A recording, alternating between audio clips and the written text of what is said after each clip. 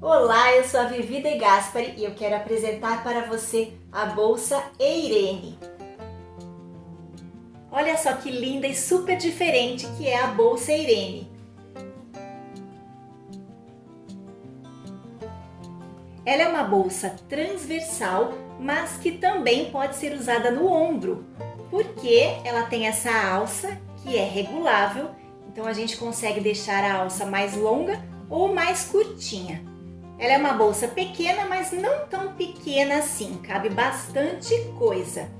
E o diferencial dela é esse zíper na diagonal que começa na frente e termina aqui atrás. E ela é super legal também por causa da simetria que ela tem. Então, tanto faz se a pessoa quiser usar a bolsa com esta parte sendo a frente ou esta parte aqui.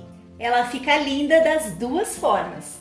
Então, nesta aula você vai aprender essa técnica diferente do zíper na diagonal, com esse acabamento aqui, bem diferente, bem bonito, sem chegar aqui na lateral da bolsa, não pega na costura.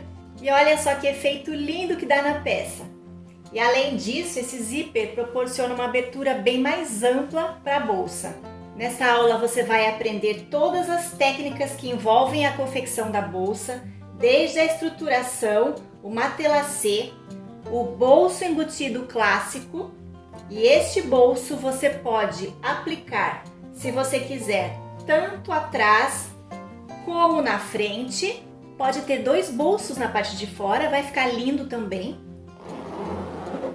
Olha só que abertura maravilhosa. E aqui na parte de dentro você vai aprender a fazer um bolso embutido, sem zíper, que é uma técnica bem legal e bem interessante também para ser aplicada na parte de fora da peça, em qualquer peça que você quiser.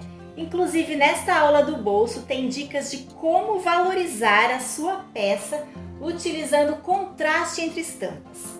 Você pode usar e abusar da criatividade fazendo a bolsa com tecido estampado, com o jeans, que também fica maravilhoso, e também com o sintético, se você preferir.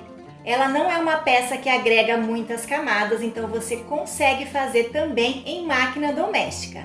Aguardo você nessa aula para fazermos juntas a bolsa Eirene.